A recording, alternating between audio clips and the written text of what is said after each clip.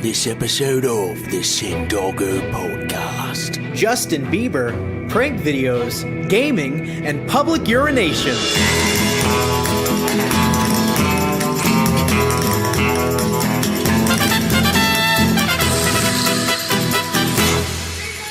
What's up, guys? I am one of your two hosts, Robitussin Ronnie. And I am Legolas Rex. See, we switched roles now. Now I'm doing the alliteration. Yeah, I think it just came because it's like alliteration is easy to do right off the bat because it's like, what are you thinking of? You already got like Susan Sarandon. See, that was easy, but that's a real person. Nice. I actually have a burp. Let me come off my... Oh, sorry. I don't know. I'm drinking water. Why am I burping? I didn't drink any soda. Why am I burping? You're drinking water too fast. Really? Or you're a naturally gassy man. Probably. I'm just a naturally stinky man. Well, that's a different conversation for a different day. But today we have something very important to say. Not as much me, but Ryan. Ryan, you had something you wanted to bring up. Oh yeah. I had something I wanted to bring up. You and I were supposed to watch the roast of Justin Bieber last night. Yeah. And we never picked a specific time. But we went to the grocery store. I bought some sherbet. I got some cookies. Sorbet. You bought sorbet. Whatever. Sherbet, sorbet, sherbet, whatever, Spelled however different. you want to pronounce it. Who knows? I'm not making that up. I still have yet to prove to you that sorbet is a thing, Yeah, but I you will still- after this. Yes. It's a real thing. And so I went through the trouble of baking. I baked cookies. I baked 9 cookies. Wow. And you fell asleep before we were supposed to watch the Bieber roast. But you got 9 cookies. I did get 9 cookies, but that's bad for me. I mean, it's good for me, like, 9 cookies, but it's bad for my body. Yeah, of course. You put my body, Ryan, you could have saved the cookies, but there's 9 cookies on a plate. How am I not going to eat 9 cookies? I mean, how are you not the victim here? You know, I know, Like, I know. Obviously. I mean, who cares if you had to go to the doctors? I mean, Yeah. what is that? What is the name of that thing? Oh, I have a big bump on my leg, and I had one about 5 years ago, and it had to be cut open and drained. It was nasty, but it's coming back. Is that a painful process? Yeah. Oh God, it's terribly painful. If you guys have ever had an abscess, then you know what I'm talking about. It is the worst experience. Probably some of the worst pain. I have 2 tattoos, and I would definitely hold that first experience when they tried to cut into it as the most painful experience of my life, way above tattoos. And tattoos are just as painful as everybody describes. I remember how you described getting a tattoo, and it was spot on. Yeah. Daniel described to me, because I only have 1 tattoo, you have 2. I got my first tattoo. I was in the chair for about 4.5, 5 hours. It's on my shoulder. I got one of the Iron Giant. But you described the pain being like you're sunburnt and a cat is scratching you with its claws. Yeah. Or with its claw, just kind of like...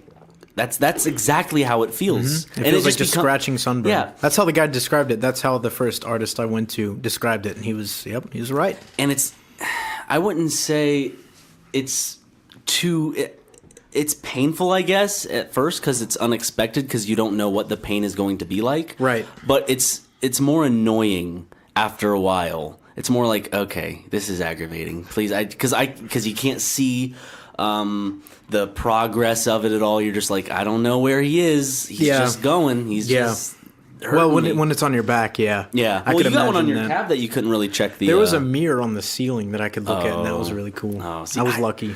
I just, like, every time it was like an hour and a half, and he's like, okay, let's look at the progress. Ooh. So, but I had no idea what he was doing next. I would be so nervous if I couldn't see the tattoo that they were putting on me, because they could be putting anything on me. They could be drawing a giant dick. Like today, like the day I'd get this tattoo is the day that this guy goes insane and decides to just say, fuck this job, I quit.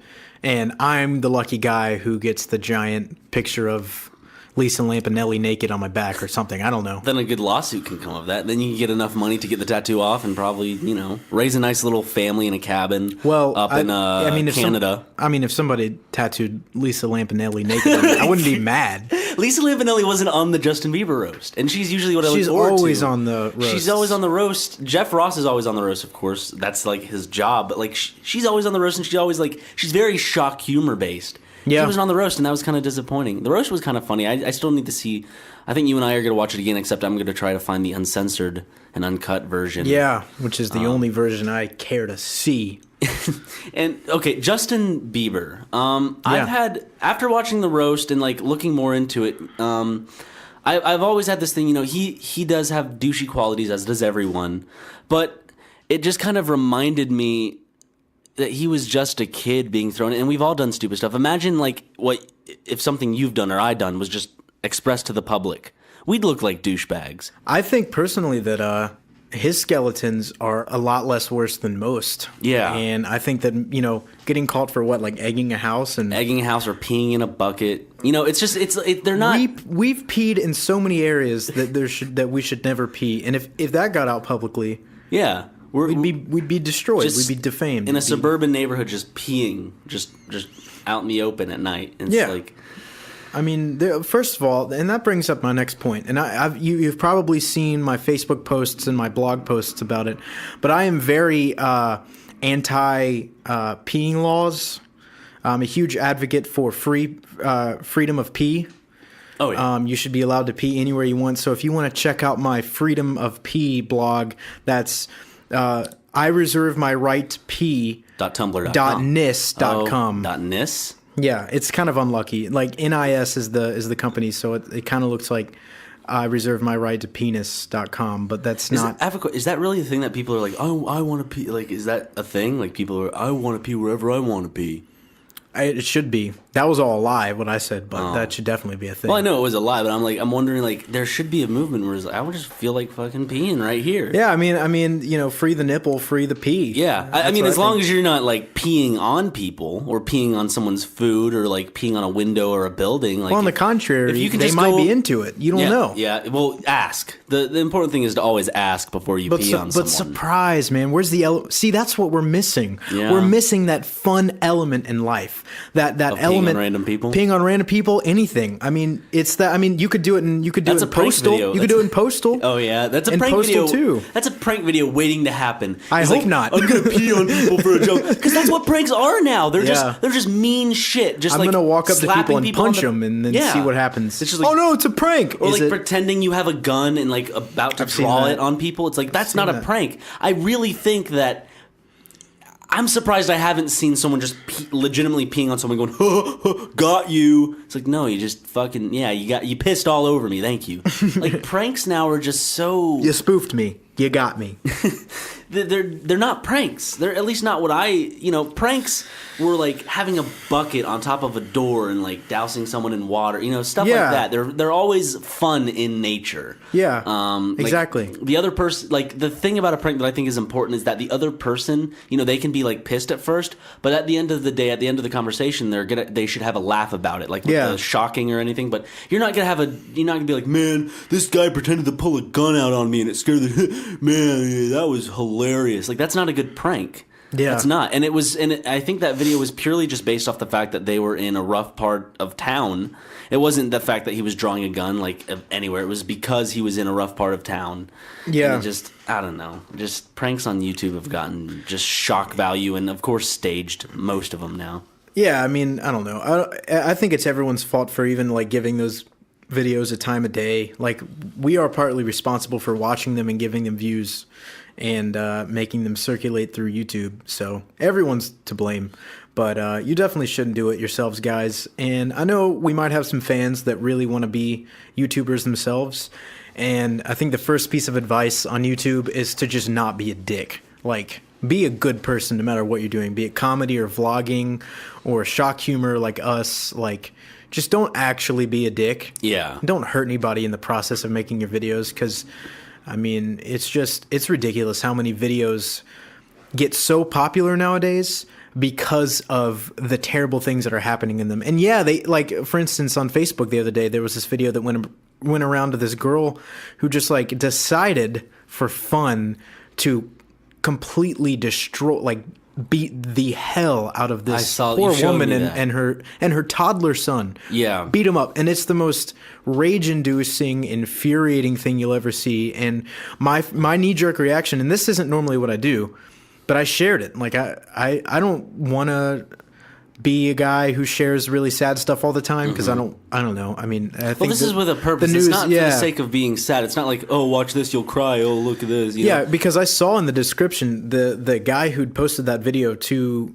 Facebook didn't do it with the intention of being like, oh damn, look at this. Like he posted it with all of the culprits' information, details of where they live. And she deserves that. Like, that's not, that's an invasion of privacy. You know, she made a mistake. Oh, no. No, she that was fucking never even a deserves question. That was never, no one even for a second wondered if that was okay. Like, it was immediately okay to post all her credentials, everything, all of her Instagram accounts. Her boyfriend's Instagram accounts. Her phone number, like her boyfriend's phone number, everything. Did they post her address? They post her address, everything. So, I mean... It's like, if you beat up on just a stranger, that's bad enough. But when you are doing that in front of I don't know if that was the mother or if that was like an older sister type deal. Yeah, who knows? But they were beating a relative in front of this child, and then they beat up the child. Yeah.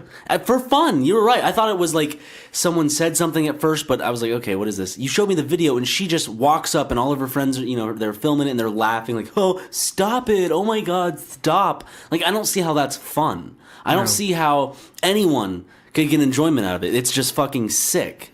Yeah. And I don't want to connect it to like the prank videos, but they have this weird kind of relationship where where people start to not care about others and they just care about the relief that they get. Like they get the rise out of something. Like in a prank video, it's like, oh, this was funny, I got to laugh, and they're not in on the joke, and I get a bunch of views from this. And her, it was just, I get a bunch of acceptance from my friends because they think I'm cool. It just, acceptance will drive someone to do stupid things. And it's not a good person. They're already bad people. They're already she was already a shitty person from the start. Yeah. It wasn't like a flip switch and he's like, oh, I was just affected by peer pressure. Like, no, you're just a bad person. They've been teaching it to you since you were in grade school, kids. Peer pressure is a real thing, and it leads you to do really stupid stuff. But on the lighter side, earlier when I was talking about peeing on people, jokingly, of course, I was talking about how, like, the fun is gone, like, in a lot of things, in that freedom. And even with these prank videos, like, people are striving so hard to find fun in such disgusting ways. Yeah. And that's translated to a lot of mediums where people are just in it for a quick release with gore and shock and fast-paced behavior. And I think that definitely is translated into video games. Yeah. And video games are all about, we were just talking about this the other day, that video games have kind of lost their edge and their difficulty. So I know Ryan's been waiting to elaborate on this. I've been playing a game called Bloodborne on the PS4, and it's a game that I don't want to compare it to Super Mario Sunshine or anything, but with Sunshine, you had these boss battles and they were kind of puzzles, and you had to fight. You die a good bit sometimes in the game just because that's the nature of the game. And there are these little puzzles to solve. And it was a game that made you think. It was a game that made you put more into it than just looking and pressing right trigger to shoot things. Right. And that's what Bloodborne has brought back. But of course, for a more adult audience, the bosses they make you work around them. They make you like kind of step back at first and see what their attacks are, see what weapon they're holding, see how long it takes them to recharge their attacks and stuff like that. Like it's kind of like a chess game, but I don't know. It brings back the fun, the difficulty of it, because now games like I play Call of Duty, you and I play Call of Duty. We have fun with it, but at the same time, it handholds you. Just like in the story mode, Call of Duty, Battlefield, even Grand Theft Auto. There's the difficulty is kind of gone, and we've traded gaming for more of a cinematic experience. Gaming is becoming more and more of a cinematic experience, especially with the rise of games like like Heavy Rain and stuff like that. I believe that's kind of where games are going, much like TV shows, because TV shows used to have different kinds of TV shows like sitcoms and stuff, but now with Netflix and everything's becoming more cinematic. I feel like all the mediums are becoming more and more cinematic and not sticking to their roots. I think it's because it's getting, the technology is improving and it's getting cheaper to afford the equipment to make such high quality material.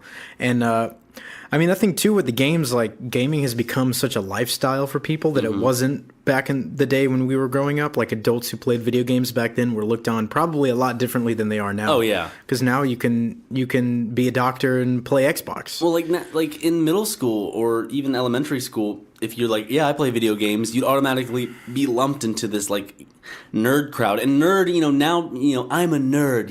If people look up on it, it's like I'm a nerd, and people are exclaiming it on Tumblr and stuff like that, proud, whatever. But like back then, like no one wanted to be a nerd because you'd be lumped in with all these other people. And nerd didn't necessarily mean computer, whatever. It would mean the kid, picking his nose and flicking it at others. It would be the kids that no one wanted to really be around that much. The rise of geek chic. Yeah. And but now I play video games. Oh, that's cool. What video games do you play? Where it used to be, I play video games. Oh, that's cool. Well, we're not going to invite you to our little dodgeball thing. Yeah, so I mean, and that I mean, a lot of video games though precedes us even. I mean, a lot of the like original NES and everything around that era.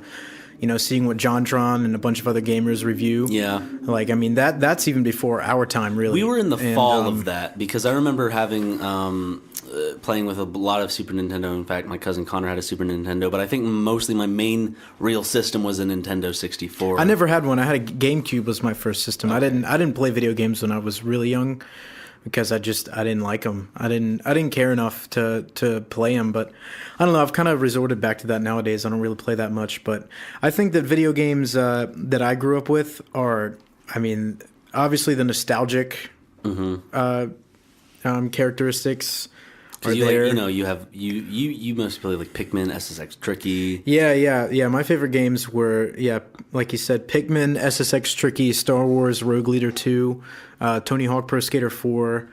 I didn't really ever have like a huge collection. I would play a game and I would beat it sometimes, and then other times I'd just give up if it's too hard, because there was like so many other things going on that I would always keep myself busy. So I was never like bummed out if I couldn't beat it. Do you remember your first M-rated game? Was that ever like a thing for you? Halo, yeah. Halo was your first M-rated game? I got Halo when I was maybe like in 5th grade when I got Halo. 4th grade? 5th grade? Yeah. I believe Halo was probably like maybe my like second, but I remember my first M-rated game was on the PlayStation 2. It was a movie game. It was Jaws Unleashed. And I remember because you could like attack people, you could rip all of their limbs off to where they're just stumps. Like you could rip their head off, arms off, legs off. It was a fucking brutal game. Yeah. But I liked the idea of being like this ultimate predator, and it was like, it's essentially the M game that every kid was like, you got to play that because there's blood, there's violence, Yeah. Halo, it wasn't like just violence for the sake of violence. They had alien blood, they had, violent scenes, but it was like an action movie. It was like, it's, more for a more mature audience. Where Jaws, it didn't really seem like the game was made for a mature audience. It was just like, this is rated M. Buy it. Get your parents to get you to buy it because it's rated M. It was like the shock value, almost like Grand Theft Auto was at the time, because in Grand Theft Auto you could blow people's heads off. And Grand Theft Auto had the whole thing of like being like a massacre game. So I feel like a lot of games back then when they were being rated M also just were rated M because they knew it was like it was a selling point. Yeah. Yeah, when I was even younger, I would go over to one of my friends' houses, and his older brothers would be playing like Silent Hill and Resident Evil. And I only did Resident Evil 5. And that was tough. Yeah, they used to play like Resident Evil 2 and 3, and I mean back then there was no such thing as crystal clear graphics, so it was terrifying. It was like the best graphics. Yeah, that's one really interesting thing that all gamers like heavy gamers or people that just dabble like myself, like there's nothing more interesting than the fact that 10 years ago, I would look at graphics and I would be absolutely enamored. Like, I'd be like, wow, I cannot believe that this is how great it looks. Yeah. So it's always that curve, and it's always like technology is obviously always improving. But it's so strange that I cannot, for the life of me, put myself in that mindset. Yeah. Like, okay, like, maybe I can see that this is good. Like, I still look at the original Halo, and there's glimpses before they did the remastered where I'm like, wow, that was actually that's really good for that time. But now I look back, and it's like, sometimes it's like, dude, this looks like an N64 game. Yeah, like a big game for that with me, in terms of graphics, would probably have to like be Mario 64 or Donkey Kong 64, which they just released on the Wii U. Wii U has like now a virtual console N64, and they just released Donkey Kong 64, which I might have to go get. But anyways, Donkey Kong 64, like when I was a kid, it was like oh my god, this is cool, because like it was colorful to me. It was just bright. Now I look at it, it's very bleak colors. It's not that bright of colors. It's like, you have your reds and yellows, but everything else seems just kind of bleak. It looks more of like a very depressing game. I don't know what it was. Like looking back at games back then, they weren't all very bright. They all seemed very depressing. Like, I don't know. I'd have to disagree. Compared to games like now, like Sunset Overdrive, the games that actually express more color. I thought like Mario Sunshine was one of the most colorful games. Oh, I'm talking like about before Mario Sunshine, before GameCube. I'm talking about like N64, like Super Nintendo. Banjo-Kazooie was really colorful. It still looks kind of faded to me, especially if you look at the difference between Banjo-Kazooie and then the new one for the Nuts and Bolts. Yeah, Nuts and Bolts. Yeah, it's like it became more bright. And see, what I'm trying to say is, I guess, like I thought that brightness was what Donkey Kong 64 was. Like when I was a kid, it was like that bright. It was that colorful. It was Sunset Overdrive, like Mario was. Now looking back, the colors aren't as bright. It kind of looks all dirty and grungy because of the polygons and stuff like that. Yeah. It's not like an intended choice by the developers to make it bleak. It's just the sheer differences in quality. The evolution of gaming. Yeah, absolutely. But yeah, I mean, even today, like sitting here in my room in LA, I regret not taking my GameCube with me here, because there's so many times I just want to get on and play Pikmin. I've beat Pikmin so many times. I don't know if any of you guys listening are big Pikmin fans, because there are few and far between, like huge Pikmin fans like myself. Especially most people who are Pikmin fans are just gigantic game nerds, and they're totally into it, all games. So they have a way bigger knowledge of Nintendo than I do. So I feel stupid talking to them. But rarely do I come across somebody who barely games and loves Pikmin. And because it's a great game. I think like also like people who barely game, you might contradict me on this by like your way of thinking, but like people who barely game, like you're an exception. But I think people who just barely take the time to look up gaming, it's just always they see the commercials and they get the games that everybody else is playing. I think I got it because it was the first game that came with. Actually, I think it came with my GameCube when I bought it. It was $300 when I bought my GameCube. Really? That was the first price for a GameCube. It was like $299 or something unreal. And then I remember selling my GameCube back because I had two, one at my mom's, one at my dad's, I believe. And I think I sold it back for like $30-$50. Yeah, maybe. I bought one. I don't remember when. Maybe last summer for like $30, and it came with two controllers.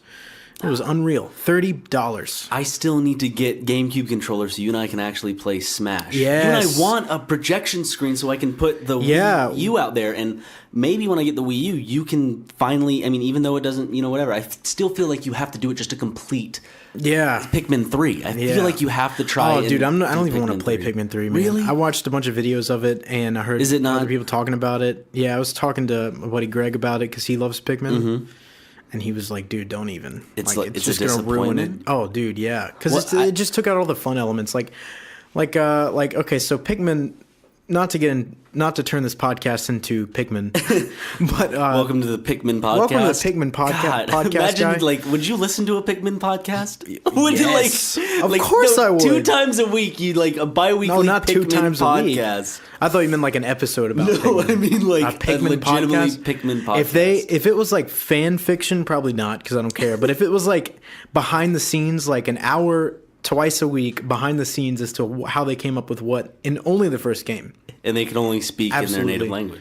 Japanese? Yeah. Well, then I couldn't enjoy it then, damn it. You could look at the subtitles on the podcast. Right? I could read the subtitles. Yeah.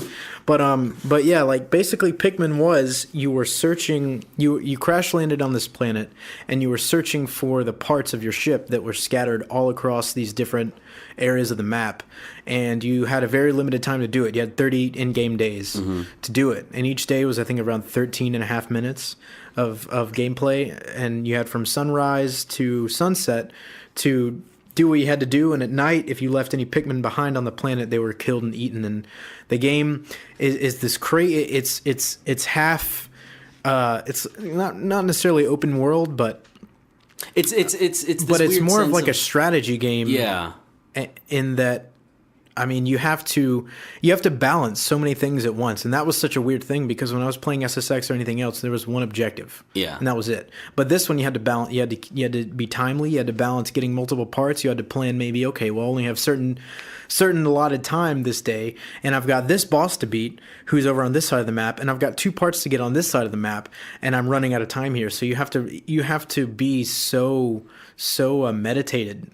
It was like a weird. It's like not weird, but it's real time strategy. But if Nintendo took over, it sounds like that's exactly Sort of. what you're describing. Yeah. It was just so intense, and I mean the character designs were great. I love the idea of the having the parts that all had different meanings, and he would go and he would have a diary where he would go in and explain the meaning of each part, and there was always like Nintendo loves to do, there was always great references to other games. Like he referenced Mario in one of the parts, and there's just Easter eggs everywhere, and I mean I could go on forever. Yeah. I'm not going to, but it's a great game. I think would you say that's probably the first game you beat?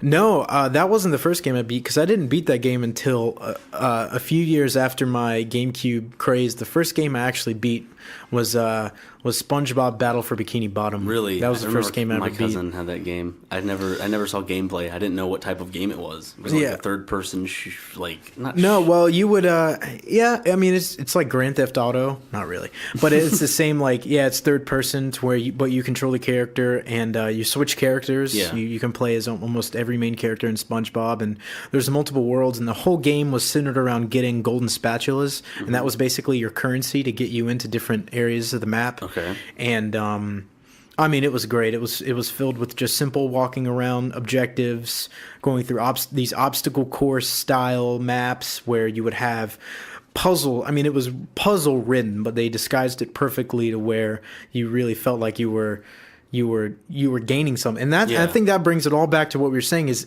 games these days have lost that, like, I won. I earned this. You earned it. I remember the first game I beat where I felt like I earned something. Well, there's 2 games where I just felt like I earned it. Yeah. One was a Pokemon Emerald, because you trained your Pokemon. You went out and you had to train them. You had to catch them, and then some Pokemon you actually had to rare Pokemon. You had to go look for and catch with a Master Ball. It's like fucking dude. holy I was shit. so bummed when I couldn't. Go ahead. Sorry. At the end of the game, I was like, I looked at all my Pokemon. And I was like, I am done. I am done. I did what I wanted to do, and I felt nice. And then the second game was Destroy All Humans for the PlayStation 2. That's the first game I beat, I think. Yeah. And it was just you a love fun, that game. I never liked it. Why did you like it so because much? It was such a fun game to me. It was just, I always liked the idea of aliens, and it did this kind of satirical look on it. Like it mentioned Roswell and all this, and of course you use cows to hurl around. You had an abduction beam that you could pick up cows and just tornado them around, and you had cool. different types of weapons, like the incinerator ray, an electrocution ray. You had this one where it was the anal probe, and it was a ray that went into someone's butt and it made their heads explode. And it was called an anal probe? Yeah, it was just the anal probe. The word anal was in a video game? Yeah. For kids? Yeah, or I think so. I mean, I have to look it up, but I remember it's the anal probe, yep. And it wasn't a kid's game, it was rated T, and which is weird because their heads exploded, but I guess that since there was no blood, but you could you had a jetpack and you could get on top of houses, and people would run, and you'd get in the UFO and destroy a city and stuff, and they kind of ruined the franchise, and I almost wish they would just kind of bring it back, but I don't think it would make enough money. But it was just purely fun, and that's what games used to be. And now I'm having fun with Bloodborne, but you and I have fun with Call of Duty, but I feel like a lot of things, it's just kind of you can have fun with it, but it just hold your hand, not even hold your hand, it just pushes you to the end. Yeah. It's okay, get past here. Oh, you're not making it? Okay.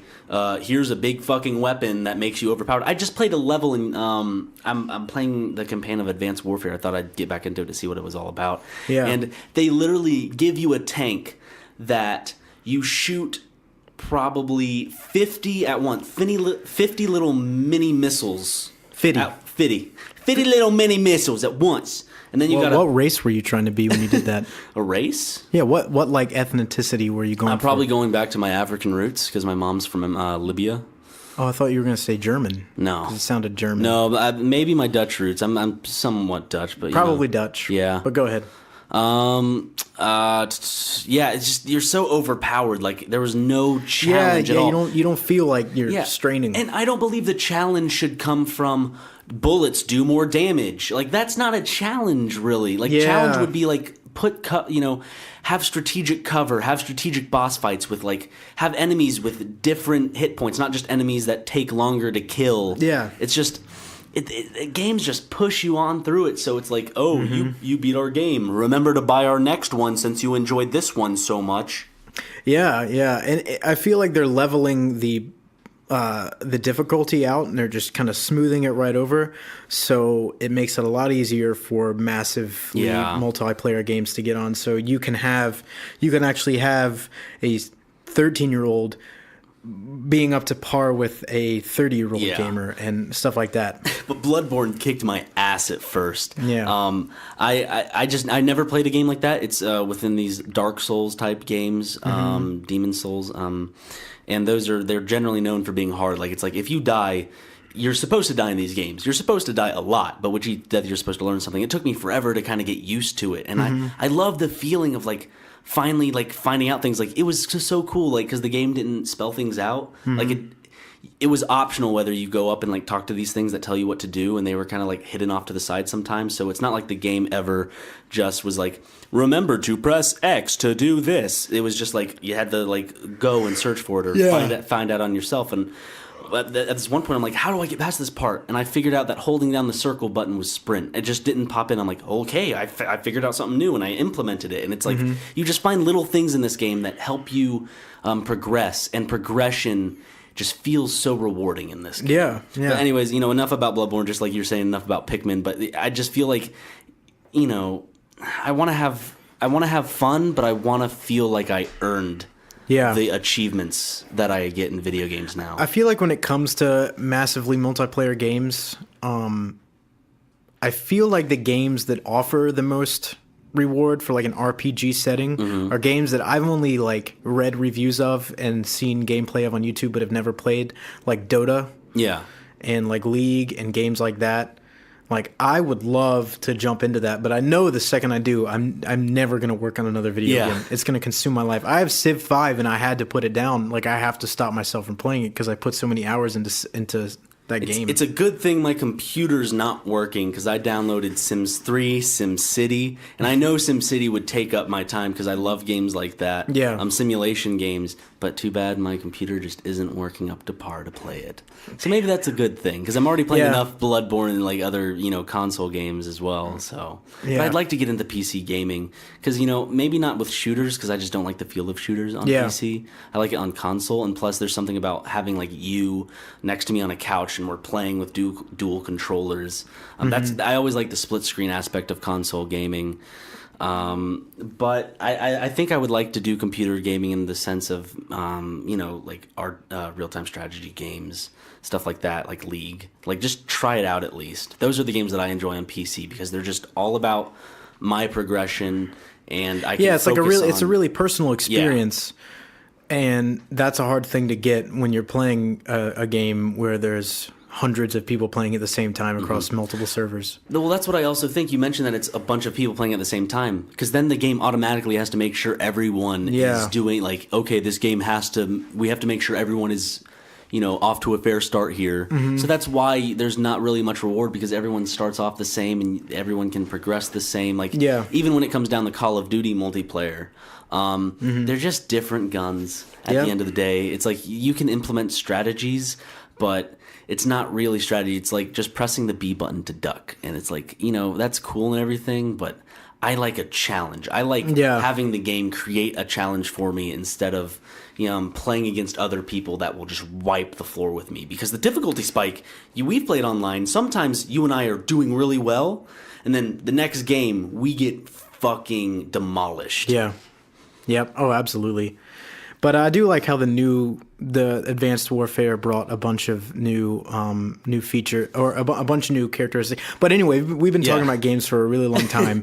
I'm sure they'll love that. Huh? So guys, if you're still with us right now, and if you've still stuck around, thank you so much for listening. I know we've been ranting about video games for a god awful amount of time. God awful amount of time. Awful hey God. God, come on. God awful. God, how awful is this? Awful God. How God is this? How awful? Awful God. Dear awful. God awful. Dear God. Dear Dodd dude. Dear Dota. Dodo baya.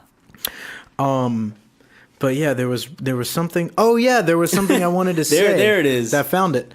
I know a lot of you who listened may have donated to our Indiegogo, which we have talked about before in this podcast, and we could not thank you guys enough for donating. We take every chance we get to thank you guys, and I have a huge update about that. It turns out when we created the Indiegogo and we went ahead with planning the perks, we didn't ask for enough information. So when we set up the Cyndágo shirts, which are on their way, and I want to preface, made we have the design pretty much. Yeah, they're not everything. on the way, metaphorically, not physically. They're not in the mail yet. But basically, guys, we want to kind of describe what's going on here, because I know a lot of people have been messaging us, emailing us, tweeting at us, asking us where the hell everything is. Yeah. And believe us, if there were an easier, faster way to get it to you, I would have loved it to be just a simple click of a button. Send them these shirts. But we made some mistakes, and you guys deserve to hear the whole side of our whole side of the story and why it's taking so long. So basically, mistake number one, we should have put much more information in the individual perk descriptions. Like, we should have told you to, very specifically write your first and last name, give us all this information, exactly how it would be. Don't use code names. No usernames, no code names for certain stuff. I mean, I understand if you already have a username with Indiegogo, but there were a lot of names that we had to go and find manually, which, I mean, boo hoo us. Yeah. We had to work hard. We really, I mean, it's okay. I'm not saying it's time consuming. we could have avoided added this. more time. We could have avoided more this. time, yeah. Exactly. We totally could have avoided all this. We're not complaining, because we will do it. No question. But another thing that we didn't do was tell you guys to specify your size for the shirts. So we'd had to go. So, that's when we went through and tweeted. And we had to go through the comments section and put them in manually into the spreadsheet. And we still have over half of the people that didn't put their sizes. So we're having to send out a mass email. Yeah. And that's a whole nother thing that I'm working on now, is setting up a way to group everybody based on their perk, based on all these conditions, so I can send out the emails with the fewest clicks, and we're working on getting your personal thank yous out. But they are coming, guys, and we are devoting time to doing it. It's just we alone are doing the task of an entire marketing media team. So, and we're learning it all for the first time. I spent hours today on the computer researching and figuring out the best way to contact you guys and stay alert. And just spending just countless amount of time on the computer, just going through the comments of shirt sizes. It's just we have dedicated time to this. It's just that unfortunately, if we did ask you guys to supply this information within the perk descriptions and stuff, it would be a little bit faster. Unfortunately, we can't go back. Yeah. Especially since a lot of people gave their just donated, and now they're just waiting. They're not really keeping up with anything that much. Yeah. I mean, we are a small organization here, Two people. We're just two people. So we're really, really working hard. So you guys have to bear with us, and we promise we'll get you all of your gifts. We're extremely excited to get them to you. We have the T-shirt design almost done, or what's going on with that? We're meeting Mark, I think, soon, and we're just all gonna look at it, and then we're gonna give our final changes or nitpicks about it, and if we have any. Cool. But I mean, yeah. Yeah, and it's a beautiful design. I don't want to give anything away, but I love it. It is Cyndágo at its heart. Yeah, it's great. The artist did a great job, and we'll credit her when we make sure everything's done and over with. But yeah, so that's an update with that. That's it sucks that we don't already have it to you guys, but we really, really, really, really promise it's coming. Please, we wished it were easier. As I said, we wished it was kind of like, when you donated, all of a sudden, like, it just sent you a T-shirt. Like, we just wish like that. It was just like a T-shirt gun that had the range of like a intercontinental missile launcher. Yeah, so it could just shoot them, and you'd have it right away after donating. Just boom, like right heat-seeking honing missile, or like an Amazon drone. Oh man, we're missing out, dude. We should just buy a bunch of. How many people donated? 370. There's probably like 200. You and I each have a drone, and we dedicate our time just flying the drone to everybody. Yeah, and everybody gets their own drone. Yeah, guys, come on. Okay, we're gonna start a new Indiegogo campaign. Get Cyndágo their drones. Yep, and then we can give. And the perks for donating is, oh god. But anyway, you guys, get your own customized drone. Your own custom drone. You can get your name on it. It'll have a massage arm on it. If you want it made out of wood, we will personally craft it for you. Yeah, if you want it made out of hair, we can't do that because that's weird. Yeah. So don't ask for hair. But hair will be an option. We'll just be mad at you if you choose it. We'll be extremely disappointed in your want for our hair. Yeah, I mean, we only have so much hair. But it may not be our hair. I kind of like my hair. It keeps me warm at night. I mean, I'd give my hair to whoever needs it. Me. So I've got it. I don't need to give it to anybody else because I already need it. But yeah, guys, this is a better time than any to call it. Thank you so much for listening to episode 4. We are so excited to have this up and going. And our next episode, we're going to have, hopefully, a huge special guest. Time. Well, time didn't. Huge special guest. We're going to have a huge special guest time. But, I mean, you didn't have to say time, though. You could have just said huge special guest. Well, Adventure Time gets to say time. Because it's a designated time. And it's special guest time. I mean, I guess that works. It didn't really work. Nah, it didn't work that well. Well, at least you admit it. Yeah. That's good. That's healthy. Should we end it? I don't know. I mean, Ryan, I know you prepared like a big, long speech. Yeah. For this goodbye. Okay. So I'll give, the podcast is, we're sitting at like 43 minutes. So we'll give you the next 10 or so minutes to talk. Okay, guys, this is something he's really been working on. Okay. Basically, I just wanted to start off. See ya.